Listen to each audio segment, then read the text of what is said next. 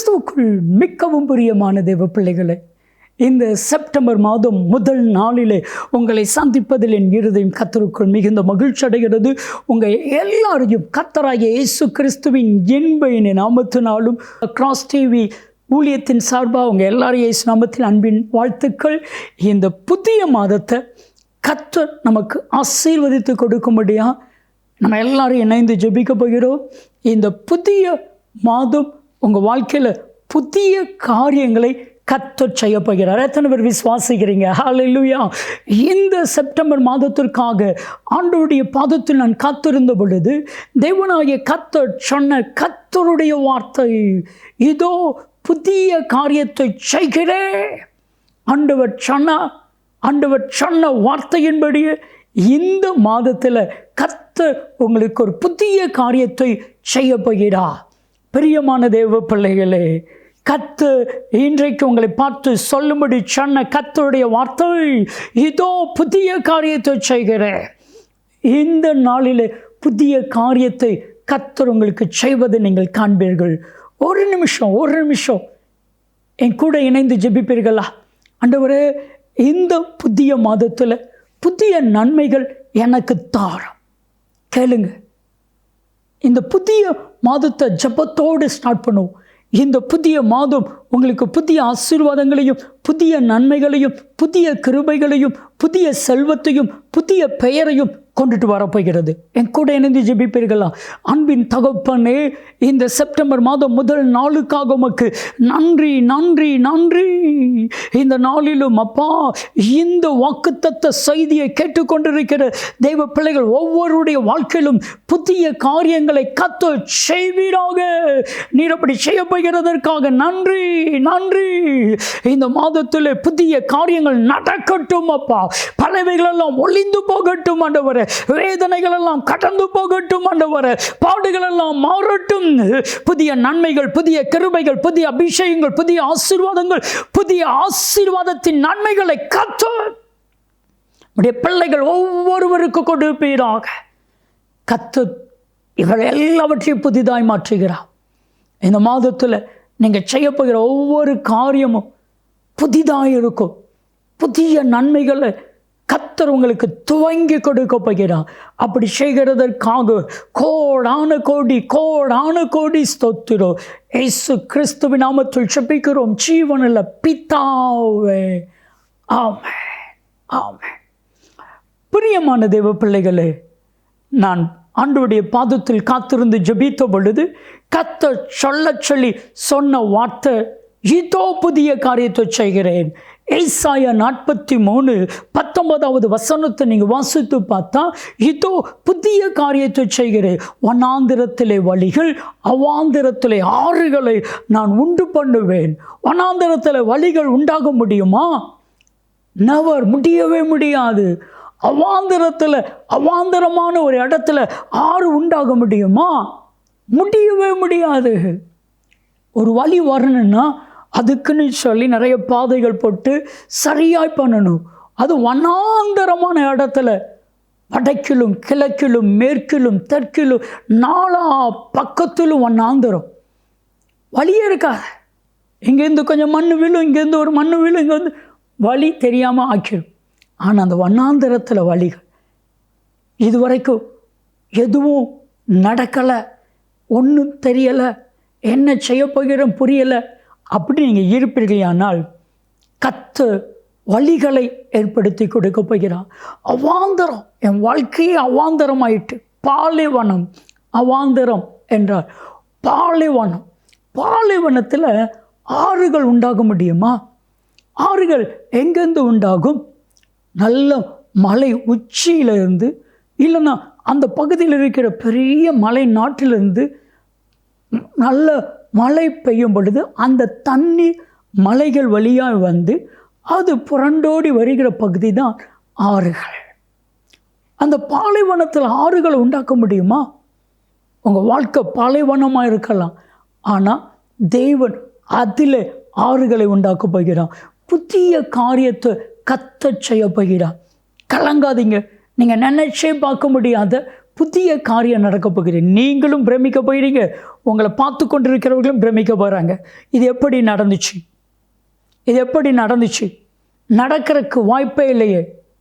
புதிய காரியம். ஈசாக்குடைய வாழ்க்கையில் அப்படிப்பட்ட புதிய காரியங்களை கர்த்தர் செய்தான். நீங்கள் ஆதியாகமம் 26வது அதிகாரத்தை 14 22 வரைக்கும் நீங்கள் வாசித்து பாருங்க. ஒரு பகுதி 22 28 வரைக்கும் வாசித்து பாருங்க. அடுத்த ஒரு பகுதி. முதல் பகுதி ஈசாக்க விரட்டுறாங்க. இன்னைக்கு மனிதர்கள் உங்களை விரட்டுறாங்களா? மனிதர்கள் உங்களை அற்பமா என்றாங்களா? மனிதர்கள் உங்களை காயப்படுத்துகிறாங்களா? மனிதருடைய வார்த்தை உங்கள் இருதயத்தை சுக்கு நூறா உடைக்குதா? கலங்காதீங்க. கர்த்தர் பெரிய காரியத்தை செய்ய போகிறார். கர்த்தர் புதிய காரியத்தை செய்ய போகிறார். ஈசாக்க காயப்படுத்தினாங்க, விரட்டுனாங்க.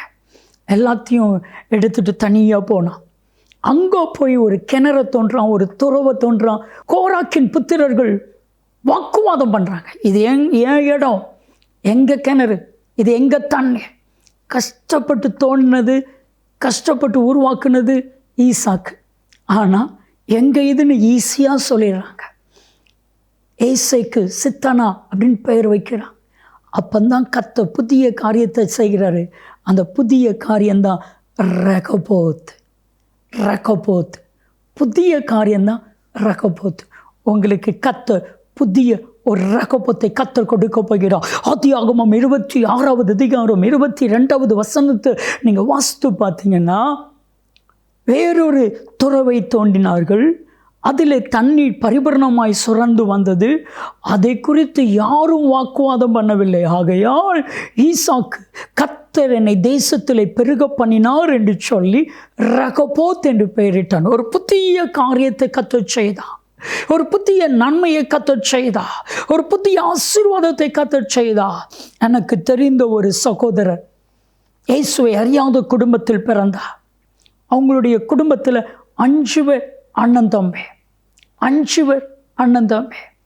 இவர் நடுவில் 3வது உள்ளவர். இவருக்கு முன்னாடி 2 அண்ணமார், பின்னாடி 2 தம்பிமார். நடுவில் பிறந்தவர் இயேசுவை ஏற்றுக்கொண்டார்.